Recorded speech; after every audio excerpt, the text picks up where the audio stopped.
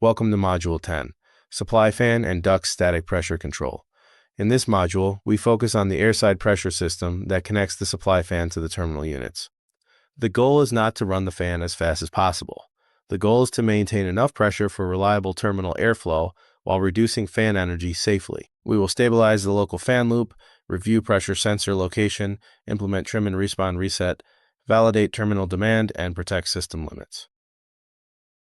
The objectives in this module are practical. Learners should be able to stabilize the local static pressure loop, evaluate sensor location, and apply trim and respawn reset only after the fixed set point loop works correctly. They should also understand that terminal demand must be validated. A failed valve box, an overridden damper, or a bad airflow sensor should not drive the whole fan system. The final goal is safe energy reduction with verified airflow and pressure evidence. The core concept is that fan energy can be reduced, but only safely.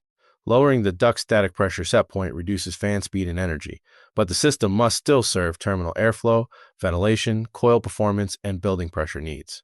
The professional sequence stabilizes the local pressure loop first, then resets the target slowly using validated terminal demand. Energy savings without reliable airflow are not success.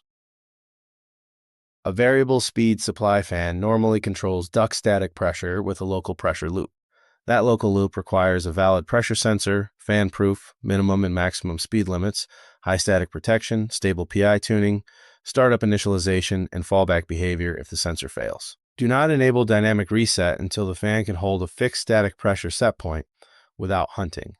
Reset cannot fix an unstable local loop. Pressure sensor location matters. A sensor too close to the fan may show stable pressure while remote terminals are starved. A sensor located on one branch may cause the fan to overreact to a single zone. Tubing problems also matter. Kinks, water, leaks, blocked pickup tubes, and wrong orientation can all create misleading readings. A perfect control program cannot correct a bad pressure pickup. Trim and respawn reset is a practical high-performance strategy. When validated terminal demand is low, the system slowly trims the static pressure set point down. When enough representative terminal dampers approach full open, the system responds upward. The sequence must define minimum and maximum set point, trim amount, respawn amount, timing interval, high demand threshold, terminal count or percentage, persistence, and fallback. The reset should move more slowly than the local fan loop. Terminal damper position can be useful demand information, but only when the terminal is functioning correctly. Exclude boxes with invalid airflow sensors, active overrides, damper failures, unusual modes, communication loss, or comfort issues unrelated to pressure. Avoid using the single highest damper position when possible. A count, percentage, or percentile is more robust and prevents one bad box from driving the entire fan system. Static pressure reset must respect system constraints. The fan may require a minimum speed for drive cooling, airflow measurement, stable fan operation, or system balance. The building may require minimum airflow, ventilation, coil performance, or building pressure control. The sequence should state which variable has priority and should make the active limiting condition visible to the operator.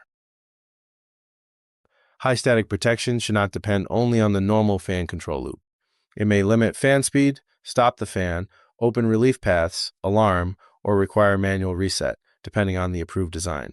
The action must be coordinated with duct construction and fan capability. A software alarm alone is not adequate protection where a hardwired or approved safety is required.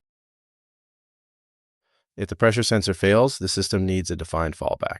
Options may include a fixed conservative fan speed, an alternate pressure sensor, airflow-based control, disabling reset, and holding a fixed set point, or stopping the unit if risk is high.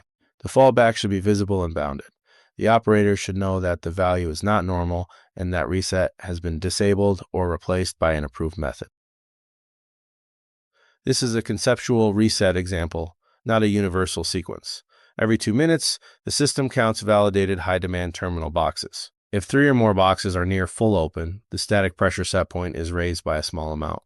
If none are near full open, the set point is trimmed down by a smaller amount. The result is always bounded by minimum and maximum limits. The actual counts, thresholds, intervals, and increments must be commissioned for the real system. When the system hunts, do not guess. Trend duct pressure, pressure set point, fan speed, representative damper positions, terminal airflow and set points, supply air temperature, and operating mode. If pressure oscillates while the set point is stable, investigate the local loop. If the set point itself moves rapidly, review reset timing and demand validation. If dampers hunt while pressure is stable, investigate terminal loops and airflow sensors. Best practice is disciplined. Verify the pressure sensor and tubing before tuning. Stabilize the fixed set point fan loop before reset. Use bounded trim and respond logic with slow timing. Exclude invalid or overridden terminal data. Protect minimum fan speed, airflow, ventilation, and building pressure. Test high static protection and sensor failure. Finally, report energy savings together with comfort, alarms, and terminal performance. Let us summarize. The local pressure loop must be stable before reset begins.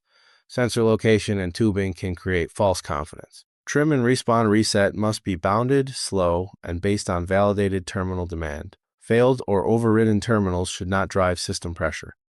Minimum airflow, ventilation, fan limits, and high static protection remain priorities. Before moving on, answer the knowledge check questions and identify one pressure control trend set you would use in your building.